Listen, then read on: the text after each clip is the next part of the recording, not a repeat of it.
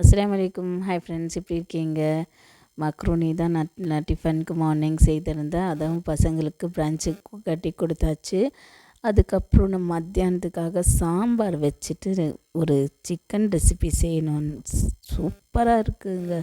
ஆனால் சாம்பாரும் இந்த சிக்கன் ரெசிபிக்கு செம்ம டேஸ்ட்டாக இருக்கும். ஏன்னா சாம்பார் கொஞ்சம் அவ்வளோ புளிப்பு எல்லாம் தன்மை இல்லாதது இல்லையா, நல்லா காரம் சாரமான சிக்கன் ரெசிபி. இது ஆந்திரா ஸ்டைலில் பண்ணது. இந்த ரெசிபி வீடியோ நான் கண்டிப்பாக கூடிய சீக்கிரம் அப்லோட் பண்ணுறேன். நீங்களும் பாருங்கள், ட்ரை பண்ணி.